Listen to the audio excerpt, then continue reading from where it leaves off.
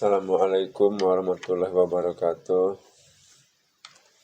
Assalatu wassalamu ala asrofil anbiya'i wa mursalin wa ala alihi wa sahbihi ajma'in. Allahumma sholli ala sayyidina Muhammad wa ala ali sayyidina Muhammad, amma ba'du. Alhamdulillah, segala puji dan syukur kita panjatkan kepada Allah SWT, yang mana pada pagi hari ini kita masih diberi iman, Islam dan kesehatan, sehingga bisa berkumpul kembali di kajian Zoom ini dalam rangka thalibul ilmi. Salam yang selalu kita panjatkan ke junjungan besar kita Nabi Muhammad sallallahu alaihi wasallam. Allahumma sholli ala sayyidina Muhammad wa ala ali sayyidina Muhammad. Semoga kita nantinya akan mendapatkan sapaan Nabi kita di yaumil akhirat nanti. Amin. Amin. Yang saya hormati Tuan Guru kita Ustaz Ridwan sudah hadir. Yang saya hormati Bapak Maroni, Pak Montondang, Pak Junaidi, Pak Des, dan juga Ibu Julharidah, yang selalu istiqomah untuk mengaji setiap paginya ya. Amin. Baik ya, pada pagi hari ini kita membahas masalah kitab Al-Wafi ya, sarah hadis Al-Ma'in dari Imam An-Nawawi. Sebelum kita mulai kajian ini, mari kita membacakan basmalah. Bismillahirrahmanirrahim. Kepada Al-Ustaz, bantu kami persilakan. Kepada Ustaz. Bismillahirrahmanirrahim. Assalamualaikum warahmatullahi wabarakatuh. Waalaikumsalam warahmatullahi wabarakatuh. Alhamdulillahirabbil alamin, wassalatu wassalamu ala asyrofil anbiya'i wal mursalin wa ala alihi wa sahbihi ajma'in. Rabbi shrah li sadri wa yassir li amri wahlul 'uqdatam min lisani yafqahu qawli, amma ba'd. Bersyukur kita hadiahkan kehadiran Allah SWT, yang mana pada pagi hari ini Allah masih memberikan kita nikmat iman, nikmat Islam, nikmat kesehatan. Kita bisa hadir dalam kajian pada pagi hari ini. Selanjutnya selawat berikan salam kita hadiahkan kepada Nabi besar Muhammad sallallahu alaihi wasallam. Semoga tercurah kepada kita, keluarga kita hingga yang berakhir kelak. Amin amin ya rabbal alamin. Yang kami hormati Bapak-bapak, Ibu yang alhamdulillah hadir dalam kajian ini, mudah-mudahan kita izinkan menghadapi kita ini. Amin. Alhamdulillah, kita masuk kepada yang ke-9 ya, tentang daya taat. Saya akan saksikan sebentar.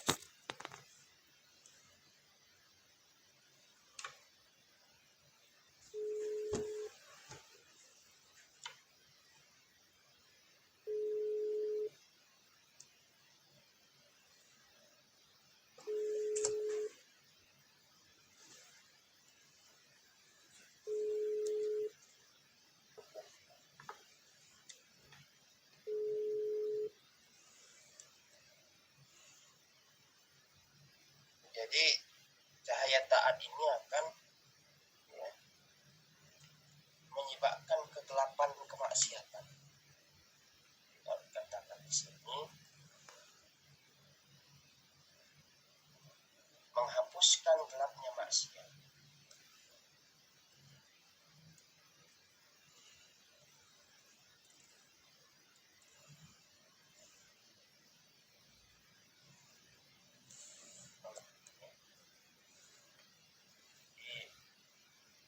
Ketaatan, bahwasanya melakukan amal-amal sholih, membiasakan diri dari mengerjakan kewajiban seperti sholat, puasa, zakat, haji, jihad, zikir kepada Allah, dan amalan-amalan kebaikan akan menghapuskan setiap dosa sebagaimana telah dijelaskan dalam hadis-hadis sholih.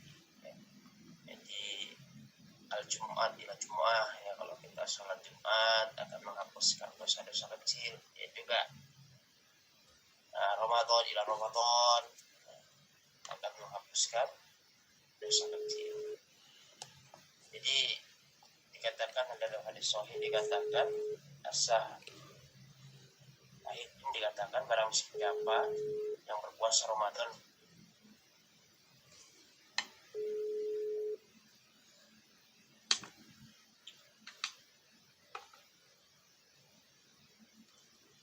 ghufira lahu ma taqaddama. Karena iman mengharapkan pahala yang telah niatnya itu ya, pertama lillahi ta'ala, jadi sungguh-sungguh hanya untuk mengharapkan ridhonya Allah, tidak ada yang lain. Maka niat ini penting. Kenapa? Kalau dicampur dengan manusia ya, maka itu tidak karena Allah Subhanahu wa ta'ala.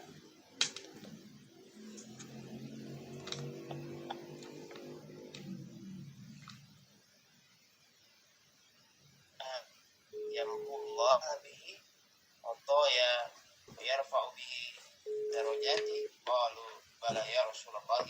Qala isbahul wudu'i al makarihi wa kathratu futa ila masajidi wan idharu sholati ba'da sholat.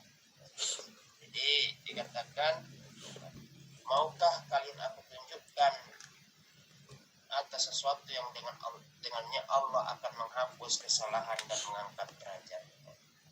Di baginda Rasulullah SAW itu juga mengatakan, maukah kalian aku tunjukkan sesuatu yang dengannya Allah akan menghapus kesalahan dan mengangkat derajat.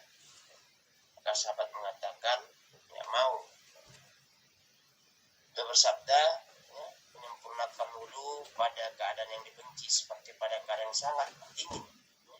Jadi kalau misalnya mungkin di Timur Tengah itu kalau musim dingin kedinginan, kalau musim panas kepanasan, maka dikatakan di sini bahwasannya ya, maukah kalian aku tunjukkan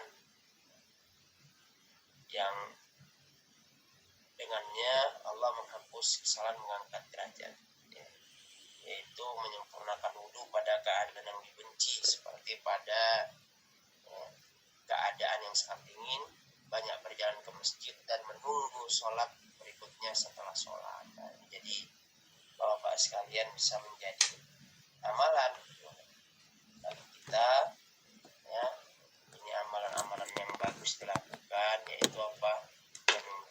Setelah 10 menit sebelum sholat atau 5 menit ya sebelum azan kita sudah sampai di masjid. Dan juga ada hadis dari Bukhari Muslim dikatakan bahwasanya man hajja hadzal baita falam yarfuth walam yafsuq kharaja min dunubihi kayaumi waladat. Barang siapa menunaikan haji di rumah ini Baitullah, ia tidak berkata kotor dan tidak berlaku fasik, ya. Keluar setiap dosa-dosanya seperti hari di mana ia dilahirkan, ya. Dan sebagaimana ayat di atas menjelaskan bahwasanya amal soleh kebaikan akan menghapus amalan jaga dosa, dan insya Allah akan dijelaskan pada pembahasan selanjutnya, ya. Jadi kalau dikatakan ya inti dari bab ini, materi ini, seorang yang tidak boleh putus asa ketika pernah tergelincir dalam dosa. Ya. Jadi kita tak bolehlah kita putus asa kalau kita melakukan kemaksiatan. Ketika kita melakukan maksiat, kita istighfar kepada Allah, mohon ampun, dan banyak-banyak melakukan amal kebaikan. Ya. Jadi bukannya kita adalah aku nih penghuni neraka, jangan. Jadi kenapa? Karena kita harus terus, karena ini kita ini manusia ini ya waktunya singkat. Mau jadi kaya raya misalnya, hartanya itu belum tentu habis kita makan, ya kan?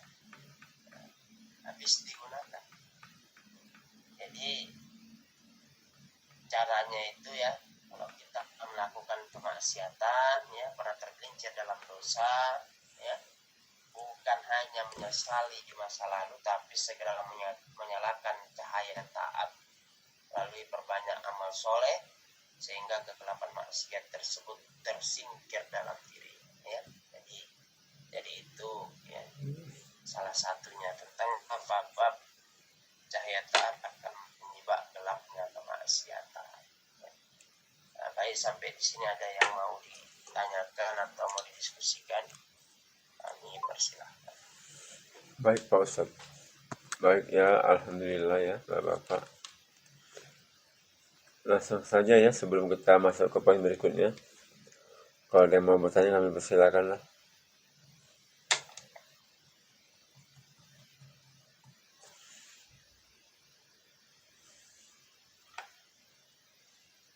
Ya, sekarang sembari kita menunggu pertanyaan dari jamaah ya, pengajian ini, maka penting ya ditekankan bahwasannya maksiat sebagai kegelapan.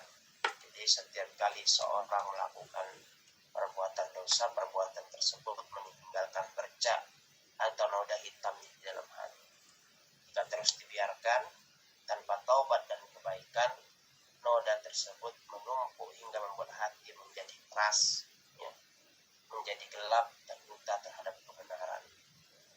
Jadi itulah bahayanya kegelapan tadi. Maka harus ada nur, cahaya. Dari mana nur itu? Ya, dari kita perbanyak kita sholat, ya. Sholat wajib, ya, sudah tentu, nggak bisa lagi kita tambah-tambah. Dan ditambah dengan ibadah sholat sunnah. Dan juga puasa, zikir, bersedekah. Ya. Sedekah itu kata Rasulullah tidak mengurangi harta. Dan juga katakan, ya, kalaulah cahaya ini memberikan kejelasan berpikir, ketenangan jiwa, serta kekuatan bagi seorang untuk melihat keburukan maksiat dan meninggalkan. Kalaulah kita melakukan perbuatan ibadah, hati kita tenang. Hati kita tenang, baru tidak ada rasa gelisah.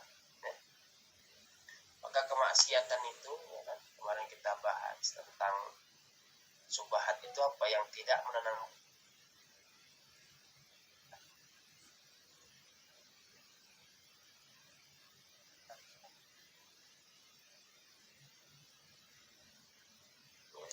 contoh misalnya kenangan. Coba orang yang nggak menikah digerebek satpol pp, apa yang terjadi? Ya gemetaran, ketakutan, gelisah. Tapi kalau orang yang ketaatan, nggak ada rasanya takut. Kenapa? Karena melakukan sesuatu yang diridhoi oleh Allah Subhanahu Wa Taala. Baik, itu sekilas dari tambahan. Bahkan ada, kalau ada yang mau menambahkan atau bertanya, kami persilakan. Silakan Bapak. Kalau belum ya, mungkin masih menyimak ya. Oh ada Pak Junaidi, silakan Pak Junaidi. Ya Pak. Udah, Pak Junaidi. Silakan Pak. Ya silakan Pak, silakan Pak. Masa lalu kita, apakah itu besar atau kecil, itu kita sudah melakukan taubatan. Misalnya kita melakukan sholat taubat, itu sudah pernah kita lakukan dulu. Nah, untuk amalan untuk amalan kita bertaubat terhadap kesalahan masa lalu itu, walaupun sudah kita lakukan taubat, misalnya dengan melaksanakan sholat taubat, ataupun di sini kita melaksanakan sholat, puasa, haji, apakah itu waktu sholat taubat itu cukup kita lakukan pada saat udah pernah kita lakukan itu saja? Terus apakah harus kita ulang-ulang? Karena kadang-kadang masih teringat lalu masih teringat lagi ini kesalahan kita masa lalu itu. Apakah taubat tidak kita lakukan setiap saat, atau yang sudah pernah kita lakukan cukup dengan itu dan kita menjalani kehidupan tegas selanjutnya? Itu saya mohon penjelasan. Iya. Jadi Pak, misalnya ini tentang sholat taubat tadi Pak ya. Sholat taubat berkaitan dengan kesalahan masa lampau yang pernah kita lakukan. Itu kadang-kadang teringat lagi. Walaupun kita sebelumnya sudah pernah bertaubat, melakukan sholat taubat, ataupun bertaubat, ataupun tidak melakukan hal-hal itu lagi, sudah menghilangkan itu. Tapi kadang-kadang teringat lagi.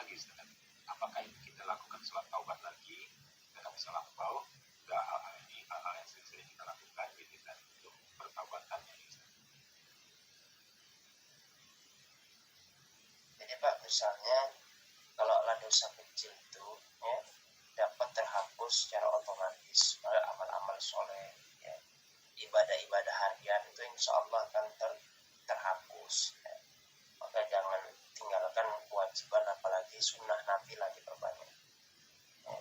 Baru dosa besar itu ya itu tidak akan terampuni disertai dengan taubat nasuha, taubat sebenarnya, taubat azam dalam hati untuk tidak melakukannya lagi, ya.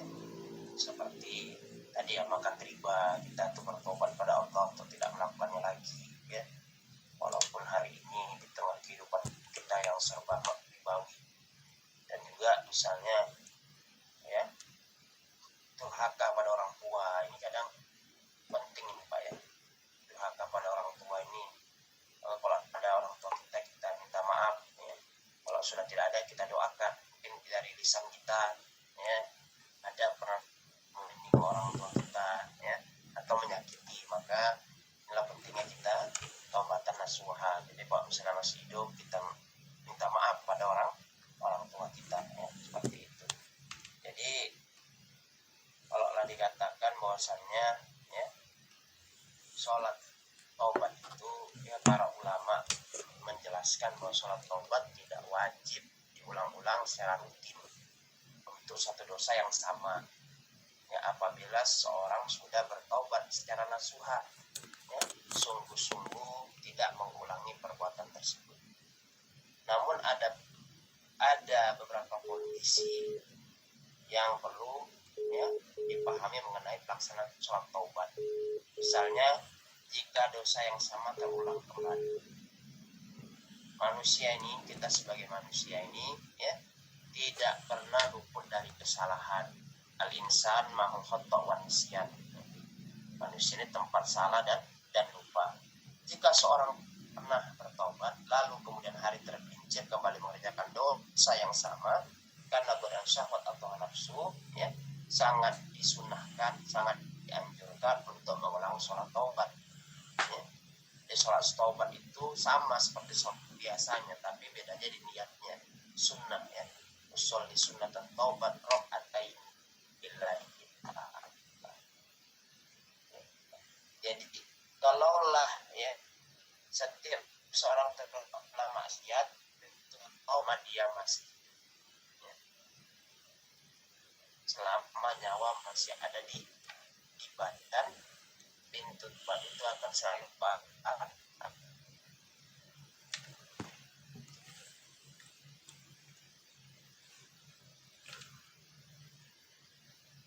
Jadi bapak-bapak sekalian, ya. Jadi yang kedua, jika melakukan dosa baru yang itu atau kesalahan nisbah yang belum pernah ditaubati sebelumnya, nah, ini memang kalau dikatakan memang pentingnya kalau kita ngaji, pahami agama. Waalaikumsalam. Masih dalam pertemuan. Sebentar Pak Mentonang ya. Habis Pak Junaidi Bapak ya. Oh ya, masuk dalam pertanyaan apa enggak? Gimana? Udah belum? Udah, tidak, saya ada masuk izin ya. Jadi supaya tidak terulang kembali.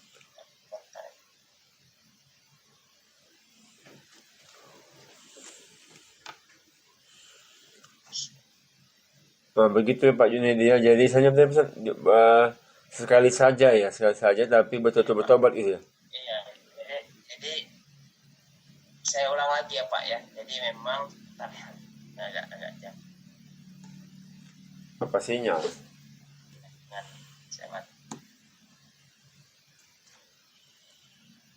Habis ini baru Pak Mentonang ya.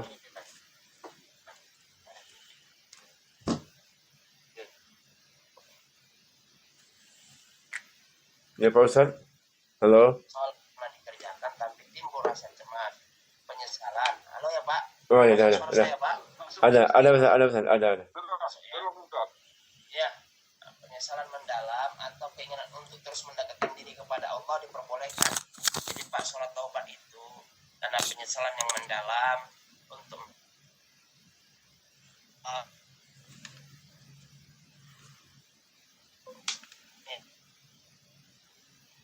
meskipun tak wajib itu diulang sholat taubat ya. Yang penting apa? Memperbanyak sholat sunnah, istighfar dan amal soleh akan semakin menghapus bekas-bekas dosa masa lalu ya. Jadi kalau lah ya, jadi ini penting bagi kita semua. Syarat utama agar sholat taubat Bismillah ya dapat diterima ya adalah sarana wasilah pendorong agar doa penyelesaian kita lebih diijabah ya.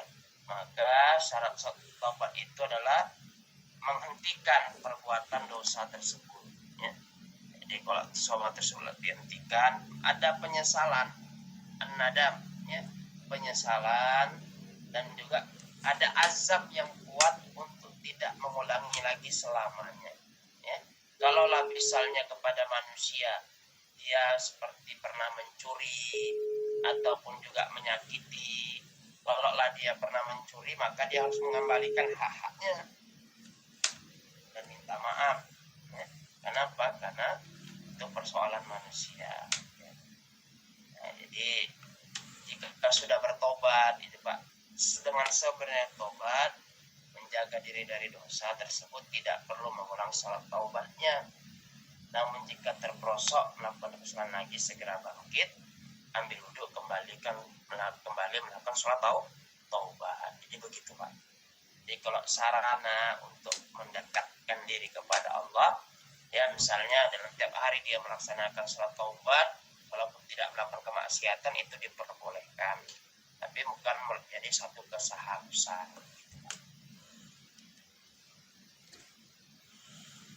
Oh ya. Itu Baik Pak Ustadz. Ya Ustaz, lanjut Pak yang lain. Oke, makasih Pak Junedi ya. Jadi misalnya boleh bertobat sekali saja, tapi jangan diulang-ulang lagi. Tapi pun tidak apa, boleh juga kalau setiap hari Ustaz, tapi nggak jadi wajib Ustaz ya. iya Pak. Oke. Silakan Pak Matondang. Ya, terima kasih atas waktunya. Tapi ada 2 pertanyaan Ustaz. Ya, boleh Pak. Baik, Yang satu-satu pertama, dulu. Ustaz, dia istighfar lah ya, saat istighfar kan kita harus mengenang dosa-dosa kita Ustaz yang di tobati Ustaz. Jadi mengenangnya itu Ustaz sudah selalu, tapi dia mengenang teringat Ustaz. Umpamanya satu bisa dibilang kalau tadi dia berbuat dosa tadi, yang dia ingat jadinya kenikmatannya Ustaz saat berbuat dosa tadi. Umpamanya kita waktu riba gitu, wah enak gitu kan, belum masa riba gitu, atau kesalahan yang lain dah gitu ya, waktu pacaran gitu Ustaz. Apakah itu menambah dosa Ustaz? Begitu salah satu. Dan yang kedua Ustaz, seumpamanya kita kan mau melakukan amalan-amalan ini atau zikir mengingat gitu Ustaz, seumpamanya mengucapkan sholawat lah kita bilang Ustaz, tapi kita buat jadi paspor, umpamanya suatu paspor itu apabila aku nanti apabila aku nanti harus buka ini kan harus wajib paspor gitu kan, sholawat dan kita buat paspornya. Tapi kan bisa ada 10 atau 20 kali kita satu hari membuka HP gitu Ustaz. Apakah itu menjadi amal ibadah Ustaz gitu Ustaz? Karena difungsikan untuk paspor gitu. Waktu mengucapnya itu menjadi amal ibadah apa enggak Ustaz? Demikian Ustaz. Jadi yang pertama tuh Pak, kalau kita punya pernah melakukan kemaksiatan di masa lalu ya, itu jangan diumbar. Kita dapat tobat ini. Kenapa? Karena Allah tuh sudah menutup aib kita. Ya. Kita aib kita ya kan, misalnya dahulu ya jangan diumbar, tapi jangan pula kita lakukan. Ya. Jangan diumbar itu gimana sih? Maksudnya diceritakan kepada orang lain. Aku begini, karena Allah sudah menutup aib kita Pak. Dengan merasakan, ya mohon maaf, misalnya dulu dia jadi kepala preman gitu kan, nah diceritakan, aku dulu nih rata sama di pajak nih buat kan gitu, ya kan, nah siapa yang nggak mau bayar sama aku nih uang keamanan, rata lah buat. Nah ini kan sesuatu yang dia udah bertobat, ya kan, nah, dan dia mohon ampun, nggak boleh diceritakannya lagi. kecuali itu ya yang melakukan kemaksiatan ini influencer. Karena kalau dia bermaksiat Pak, bukan hanya dirinya, apalagi sekarang ini ya anak-anak Gen Z, Gen Alpha itu lebih suka bukan kepada yang memang ahli ilmu, tapi orang yang banyak pengikutnya. Nah itu harus diteruskan kesalahannya kalau dia di media sosial. Kenapa? Karena dia influencer. Kalau kita orang biasa ya tak perlulah kita buka aib kita. Kenapa? Allah sudah menutup aib kita ya. Jadi seperti itu. Jadi begitu Pak. Jadi kalau kita kemaksiatan ya, kita berdoa, misalnya ada orang mengatakan aduh aku baru 100 juta tahu hukumnya riba haram, itu yang untuk kawan sampai 15 miliar kan lumayan juga kalau wirausaha itu ya kan. Nah, jadi nggak boleh seperti itu. Kenapa? Allah sudah menyadarkan kita. Nah, ya kan bisa jadi lebih dari itu kita nggak mau bertobat kan karena ada keenaan, ya kan. Nunggu utang terus lama-lama nggak kebayar. Ya mati pula kita. Ya sudahlah. Ya. Jadi apa, kita menjadi orang yang muflis, apa tuh orang yang merugi, orang yang rugi di hadapan Allah. Banyak amal ibadah kita tapi dikurangi oleh utang kita di dunia. Nah, jadi begitu Pak ya, kalau ada kemaksiatan ya, kalau untuk mengajarkan orang lain jangan kita sebut nama Pak, misalnya kita, tapi ada pembelajaran yang bisa kita ambil.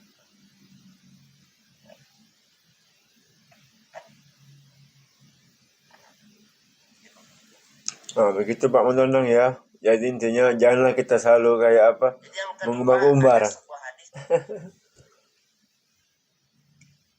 Ya silakan Pak Ustadz, silakan Pak Ustadz. Jadi itu Pak ada hadis ya, kalaulah kita membaca selawat sekali, Allah akan membalas 10 kali ya. Jadi ini kan tergantung kepada niatnya ya. Jadi kita ini kan innallaha malaikatahu yusholluna 'alan nabi ya ayyuhalladzina amanu shollu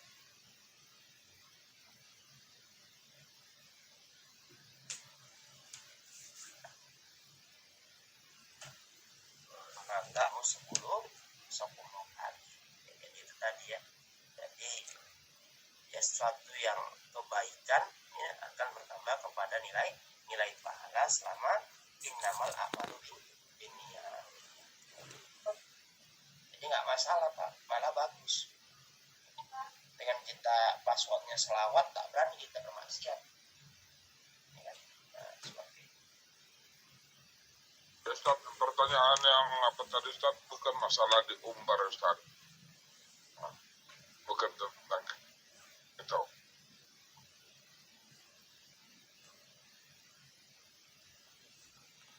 Ya, halo Pak. Iya Pak Mentondong.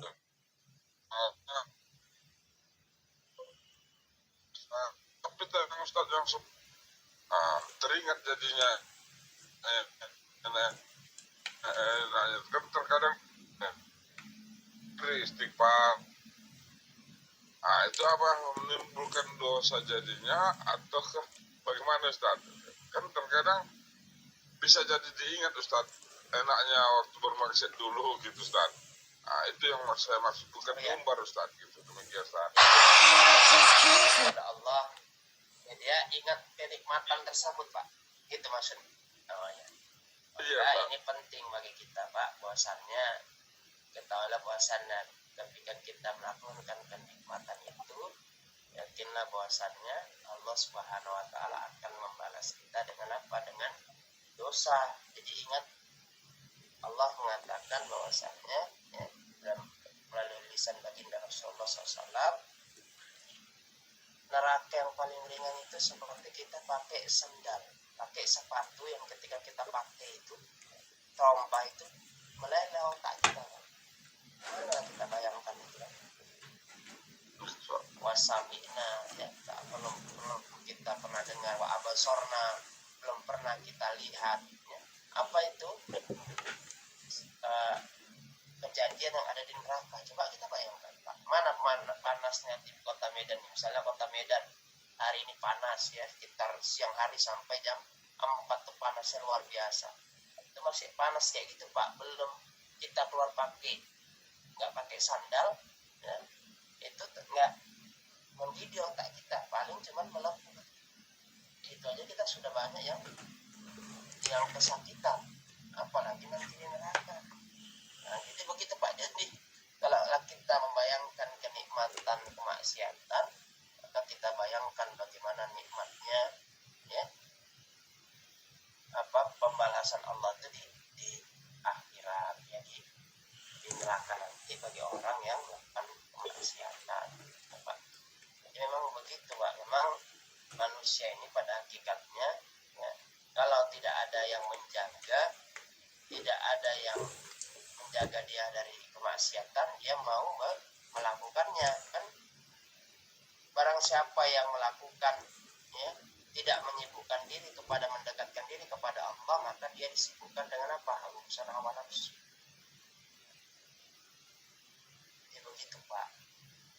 Berarti darinya itu Ustaz ke berdosa juga kan kita mengingatnya itu Ustaz, gitu Ustaz.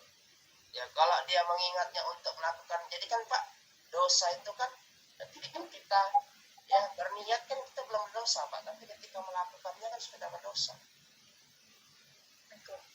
Wassalam. Ya Ustaz, maksudnya di antara dua sewaktu dia berzikir tadi Ustaz, dia istighfar lah.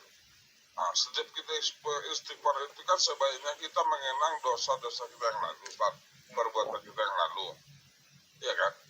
Umpamanya astagfirullah, itu harus kita kenang itu dosa kita Ustaz, apa yang kita istighfar tadi Ustaz. Tetapi yang teringat jadinya di situ Ustaz, namanya godaan setan. Ya, kenikmatan sewaktu kita berbuat maksiat tadi Ustaz yang muncul semuanya Ustaz. Nah, itukah apakah kita menjadi tambah berdosa Ustaz? Apa diampuni dengan dosa apakah diterima istighfar kita tadi Ustaz? Itu dulu Ustaz. Demikian. Ya Pak, jadi kalau para ulama itu mengatakan bahwasannya ya mengenang atau menghayati dosa saat sangat disunahkan ketika membaca zikir yang bersifat istighfar ya. Jadi sangat dianjurkan, tetap menjadi satu kewajiban ya, beristighfar taubat ya, astagfirullahaladzim ya. Kenapa? Hakikatnya itu istighfar itu mohon ampun ya. Utama adalah taubatan nasuha ya. Jadi istighfar itu mohon ampun kepada Allah, yang paling utama adalah taubatan nasuha, taubat sebenar-benarnya taubat. Dan dikatakan di sini membayangkan kesalahan atau kelalaian di masa lalu saat beristighfar akan melahirkan rasa takut, rasa khauf dalam diri, kerendahan hati dan ikhlasan untuk tidak mengulanginya lagi. Jadi kita membayangkan di masa lalu itu bukan membayangkan kenikmatannya, tapi membayangkan supaya kita tidak melakukannya di masa depan. Begitu sih Pak, bukan malah kita berarti harus diluruskan niatnya ya. Jadi terkadang memang itulah Pak godaan setan tadi Pak, memang tugas dia Pak, tugasnya menggoda kita. Menggoda kita iya. Jadi kan Pak, memang zikir itu memang nggak hanya di lisan saja, ini penting bagi kita ya kan. Zikir itu kan para ulama tasawuf ya, tazkiyatun nafs itu membagi kepada 3 tingkatan ya. Pertama itu zikir lisan yang sering kita lakukan ya, yang diucapkan setelah kita sholat dengan lidah kita ya. Yang itu yang kedua itu adalah zikir hati ya, zikrul qalbi, menghayati zikir yang diucapkan jika membaca istighfar, mengingat dosa dan mohon ampun ya, jika mengucapkan hamdalah, mengingat nikmat dan bersyukur. Dan juga ada zikir muqarrabah ya, yang mana seorang merasa selalu diawasi oleh Allah dan hatinya terikat hanya kepadanya tanpa disertai dengan yang lain. Jadi zikir muqarrabah ini memang dampaknya dia lahirnya dari luar. Maksudnya apa itu? Tidak ada dalam diri kita.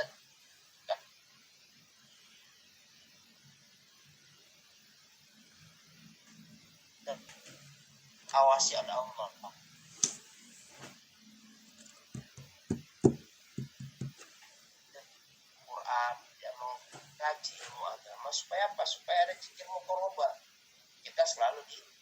dievaluasi oleh Allah Subhanahu wa taala apa yang kita lakukan. Ini latihan. Nggak bisa kita tiba-tiba kita merasa zikir muqarrabah. Nah, karena apa? Dia pemahamannya dari luar. Kan seperti itu. Nah, pemahaman dari luar ya, karena tidak semua orang, ada orang yang muslim, ada yang bukan, nah, itu pilihan. Ada yang taat, ada yang maksiat, itu pilihan. Jadi begitu Pak. Ya Ustaz, terima kasih Ustaz. Jika muqarrabah itu cocok juga Ustaz. Sama kayaknya fungsinya dengan bermursyid Ustaz, seolah-olah kita diawasi oleh guru kita saat berzikir Ustaz. Itu Pak. Atau Terima lagi kasih yang Ustaz. lain? Baik, silakan. Mungkin masih ada. Nah, ya begitu Pak, mau tantang ya. Saya Bapak akan masih ada pertanyaan.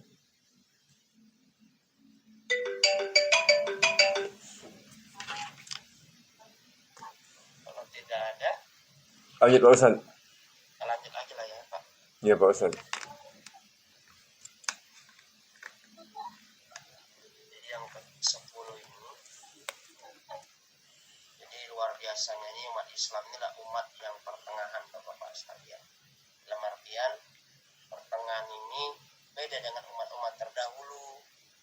Ya, zaman Nabi Musa itu orang melakukan kemaksiatan dosa besar itu, ada ulama mengatakan dia harus membunuh dirinya atau dibunuh. Nah, tapi kan kita nih enggak ini ya. Umat Islam itu umat pertengahan itu ya, disuruh kita untuk taubatan nasuha. Jadi yang 10 itu taubat syarat untuk menghapus dosa besar. Seluruh kaum muslim ya, atau umat Islam sepakat bahwa amal soleh dapat menghapus dosa-dosa kecil ataupun dosa besar yang mengharuskan mendapat siksa yang keras, seperti durhaka kepada orang tua, membunuh, makan harta riba, minum khamar, ya, dan lain sebagainya.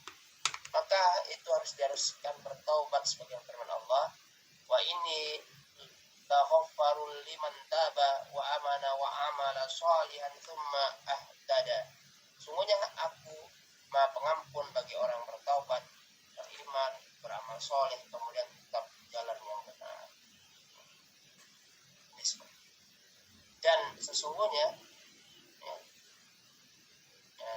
dan dosa tidak ada hubungan dengan hak sesama.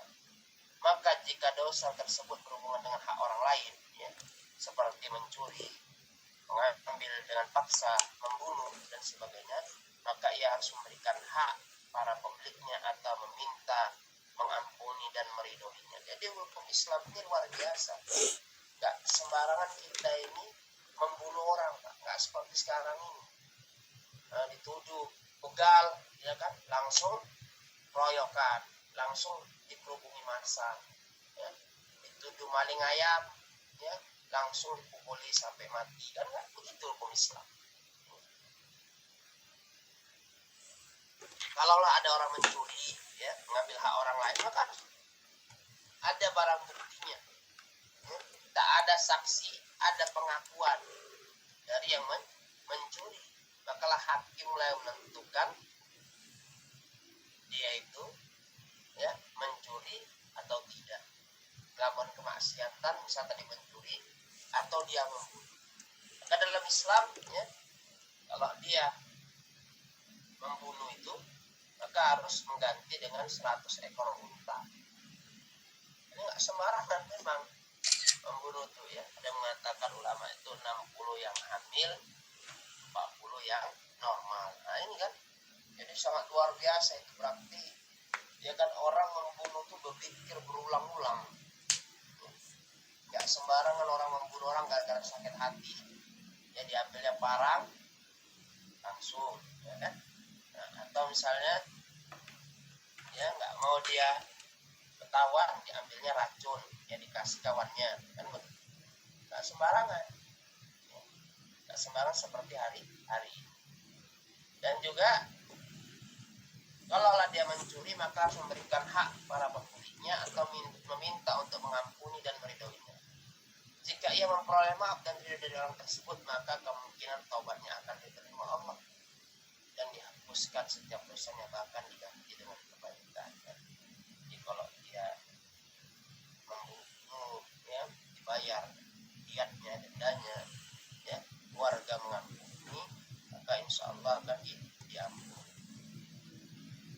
Dan sebagaimana firman Allah Subhanahu wa taala, illa man taba wa amana wa amila amalan sholihan fa ulaika yubaddilullahu sayiatihim hasan wa kana Allahu ghafurur rahim.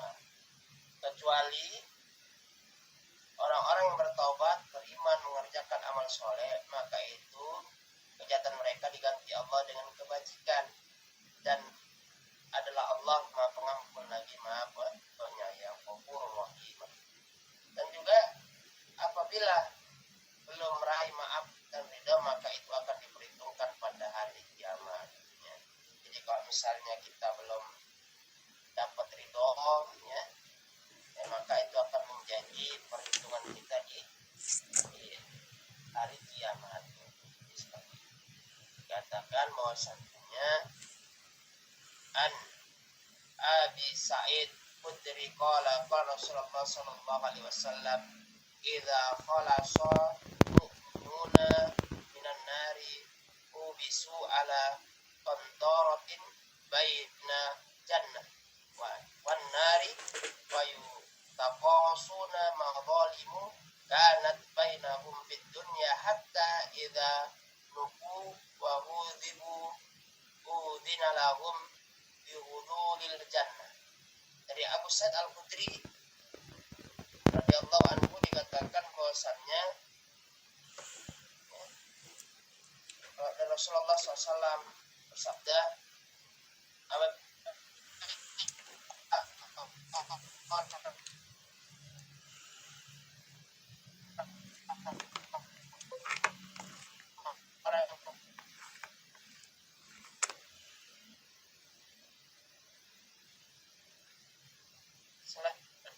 dan telah suci, maka mereka diizinkan masuk surganya Allah Subhanahu wa taala.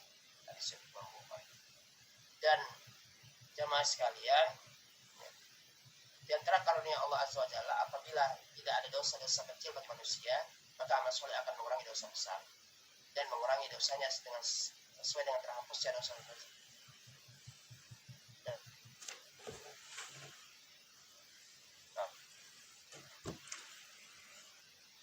Balasan kebaikan, ya itu ya.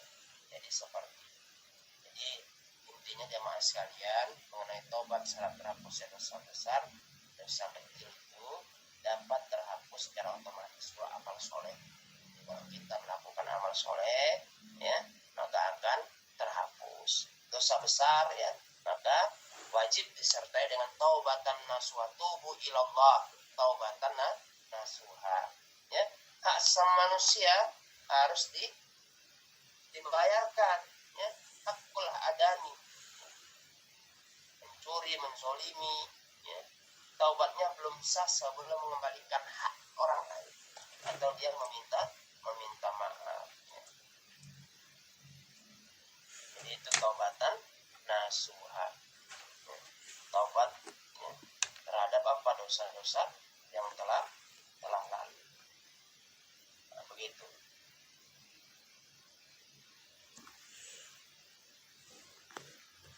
Ya, itu ya poin ke-10 ya. Jadi sebelum kita lanjut lagi, kita buka lagi diskusi ini ya. Memang yang susah ini memohon minta ampun sama manusia yang susah, itu yang agak bahaya kita. Tapi kalau sama Allah Maha Pengampun Maha Penyayang, kita nggak usah ragu ya kan. Tapi manusia kalau dia nggak mau, itu yang bahaya kita. Berjumpa nanti kita di akhir Pak Ustadz ya. Iya Pak, seperti itu akan diperhitungkan.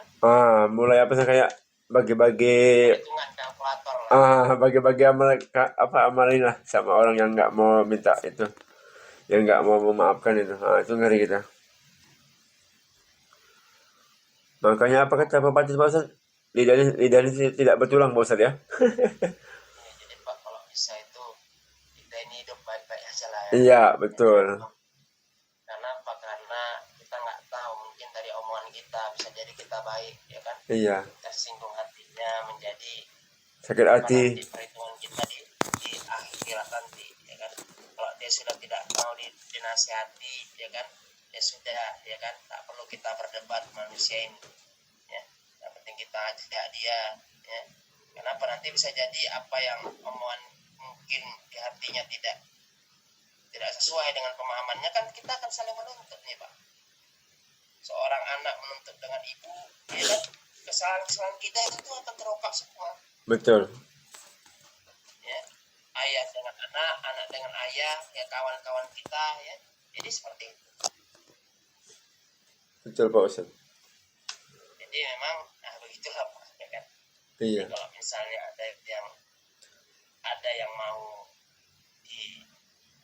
menerima nasihat kita, alhamdulillah, ya kan. Tapi kalau tidak ada, yang penting tugas kita memberikan nasihat. Ya, kalau dia tidak mau, ya bagaimana lagi? Karena kan kita ini akan dihisab masing-masing. Pak Bakar dihisab dengan masalahnya sendiri, saya juga dihisab oleh masalah saya sendiri. Tidak ada yang menanggung hisab atau masalah orang lain. Jadi seperti itu. Itulah makanya agak ngeri-ngeri nih, menjaga lisan ini.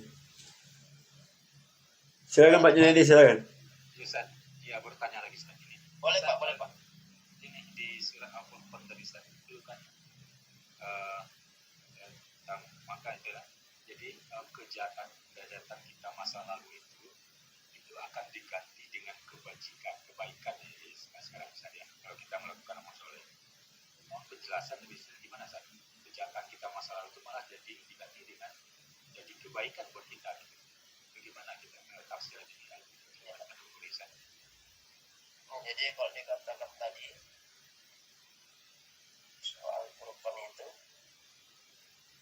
ya, illa man taba wa amana wa amila amalan sholihan fa ulaika yubaddilullahu sayi'atihim hasanah wa kana Allahu ghafurur rahim.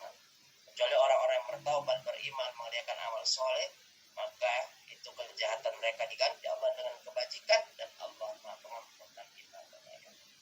Jadi Pak, kalau dikatakan bahwasannya, ya, jadi mengenai ayat ini, ya, tentang kecuali orang yang bertaubat, beriman, mengerjakan kebajikan, maka kejahatan mereka diganti Allah dengan kebajikan, dan Allah Maha Pengampun lagi Maha Penyayang.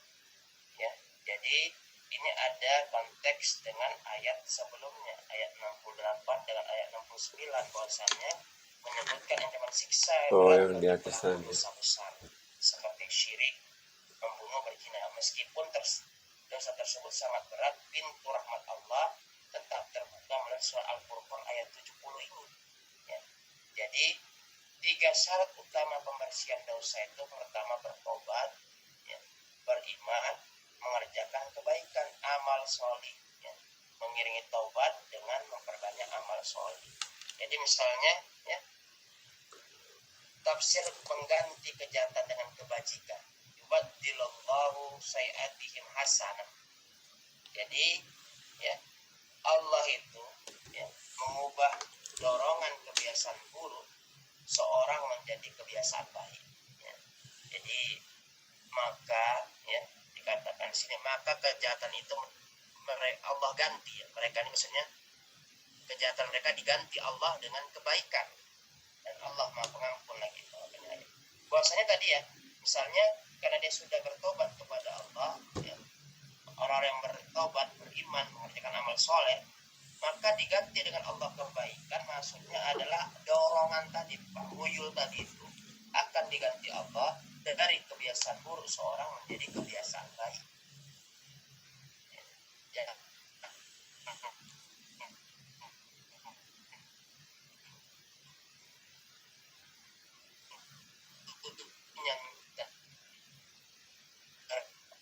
Kenapa? Membantu orang lain. Nauzubillah min dzalik, menyebarkan paku di jalan, ya kan?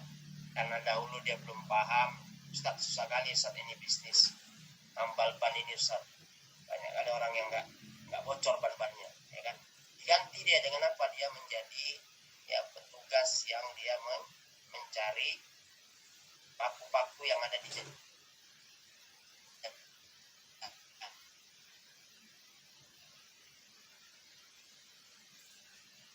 seperti lagi tidak kecenderungan kepada kemaksiatan, tapi kecenderungannya kepada nazumati ila nur, ya, kepada cahaya. Begitu Pak tafsir. Jadi kalau misalnya ya dulu misalnya kebiasaan buruk bermaksiat, ya, jadi Allah setelah bertobat Allah ubah hatinya menjadi gemar beribadah, ya, gemar bersedekah dan berakhlak mulia.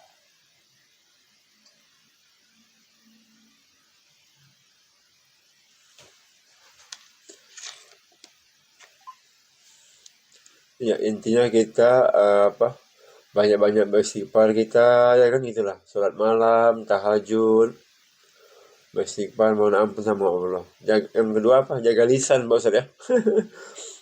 Jangan sampai lagi kita terpeleset lah istilahnya lisan kita nih.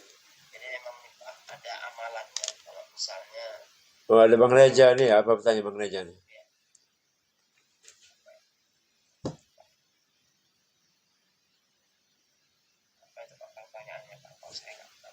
Saya baca saja. Ustaz, agar kita makin hari makin baik, tidak pernah berbuat dosa sama sekali. Apakah mungkin Ustaz?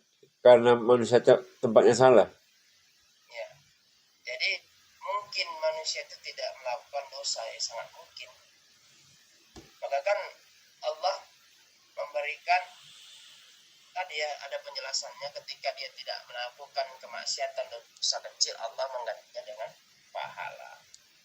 Kenapa saya katakan tidak mungkin dia bermaksiat? Karena dia melakukan amalan, ini dalam konteks dosa-dosa kecil ya.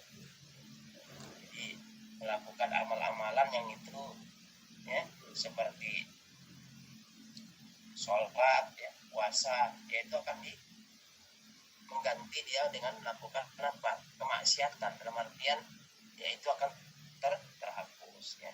Jadi misalnya contoh dasar kecil itu dalam keseharian, misalnya melihat yang haram secara tidak sengaja ya. Jadi kalau misalnya dahulu ada sahabat Nabi itu berdua lah ya, naik unta.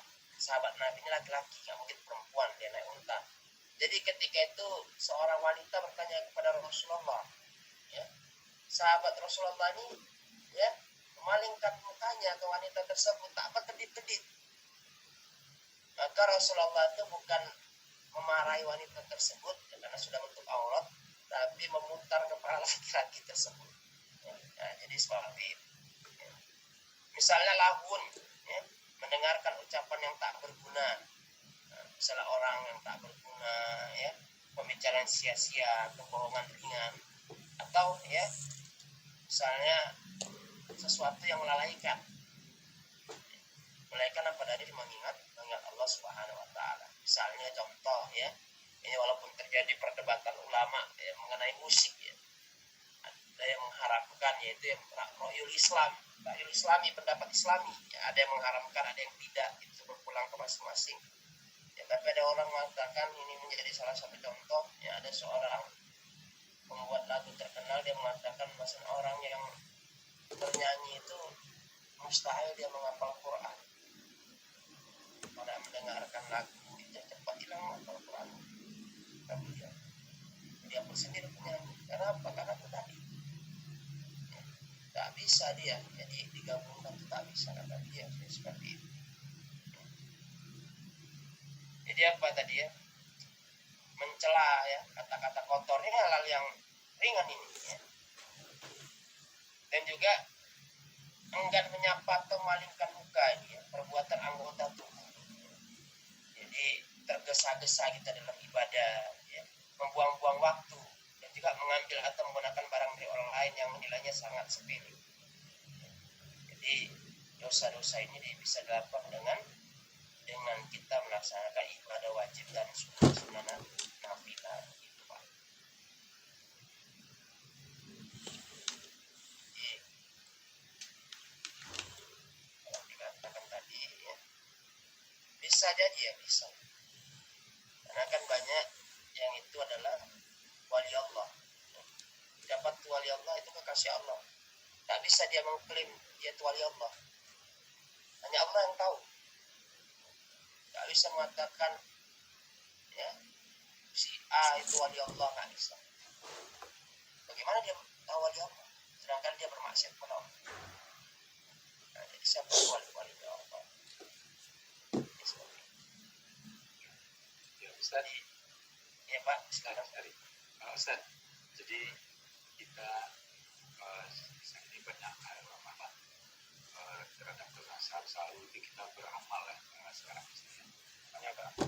Jadi ada yang ini Ustaz, mungkin di sisa-sisa usia kita ini mungkin terutama yang bukan usia misalnya, apakah 50 atau 60 ke atas ya, kira-kira amalan apa yang kita prioritaskan dalam masa sisa-sisa ini Ustaz? Amalan prioritas yang betul kita lakukan ya hari ini, mengingat usia kita kan udah usia gitu Ustaz. Jadi prioritas amalan atau yang kita prioritas yang kita kerjakan saat ini Ustaz. Ya terlepas dari masa lalu kita bagaimana gitu Ustaz. Mohon nih Ustaz, poin-poinnya ini apa Ustaz?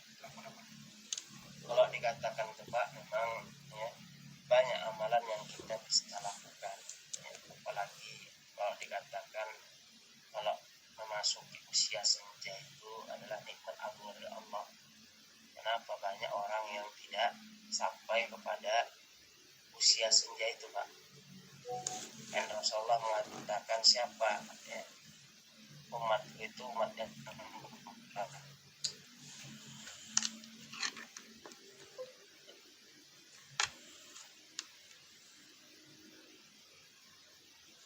kewajiban akan sholat lima waktu.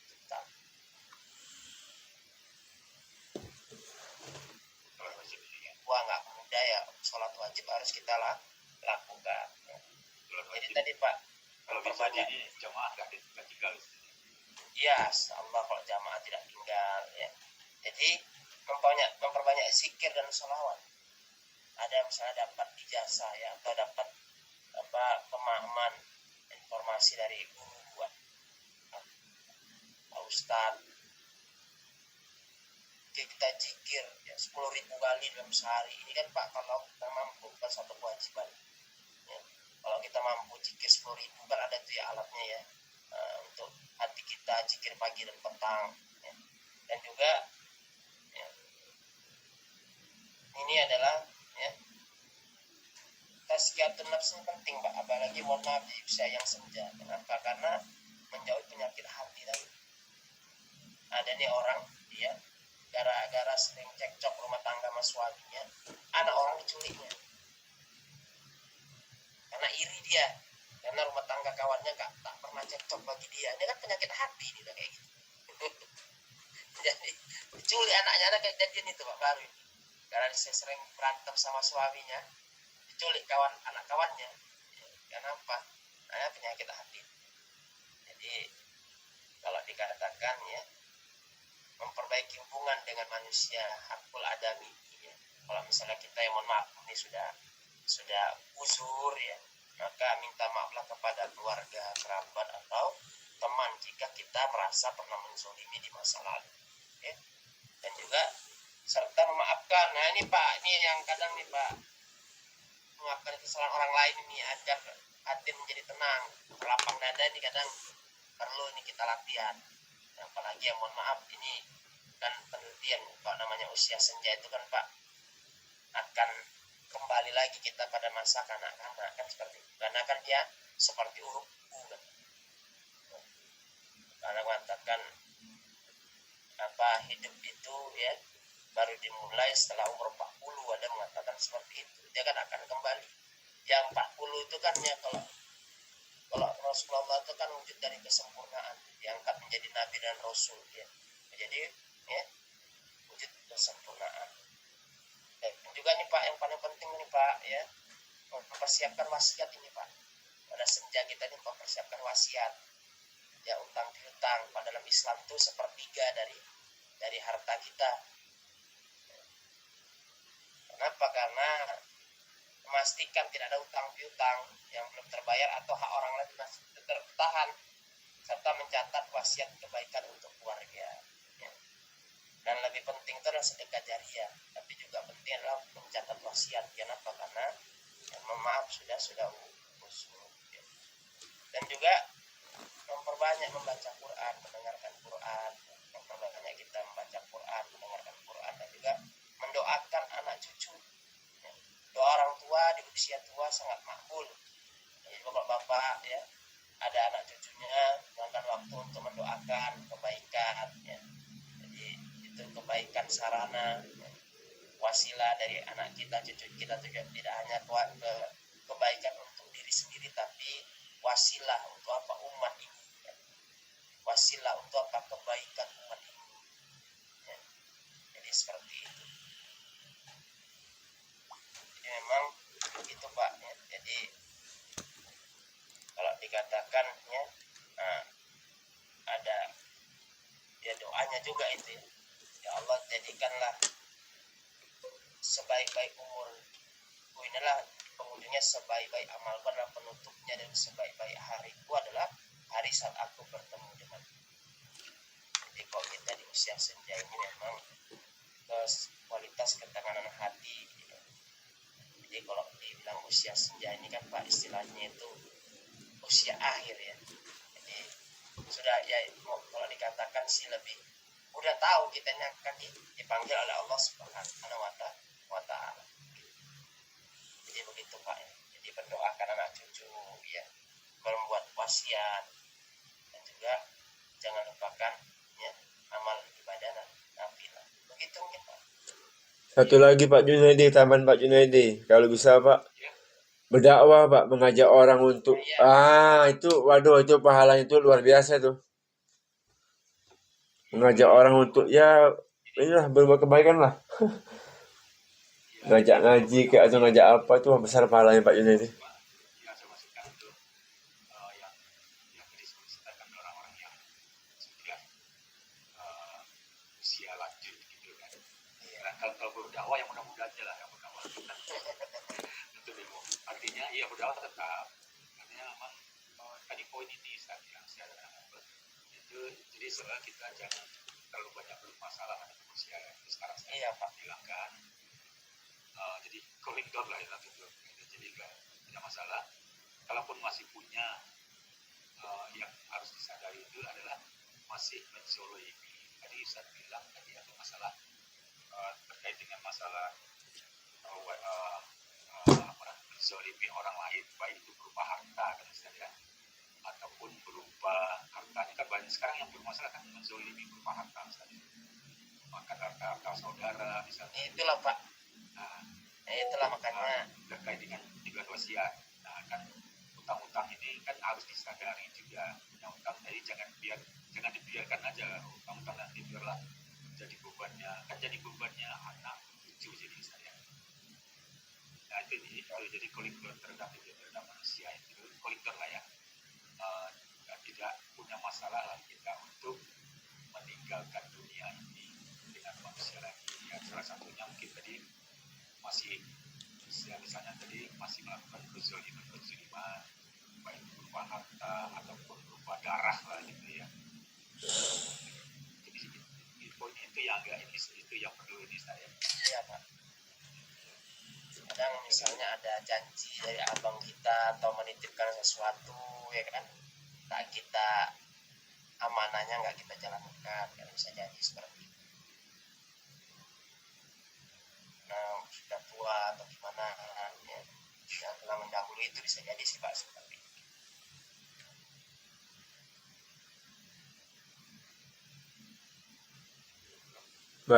Baik Pak Ustadz, baik Pak Junaidi. Baik ya, sudah jam 7:03. Mungkin insya Allah kita sambung lagi di Senin depan lah ya. Baik Pak Ustadz, silakan ditutup Pak Ustadz. Jadi banyak-banyak kita selalu berbuat kebaikan lah ya, bersifat berbuat kebaikan, jangan sampai kita menzalimin orang lah. Ya Pak Ustadz, sama Ustadz. Iya, kita tetap yang mengucapkan istighfar 3 kali. Astagfirullahaladzim.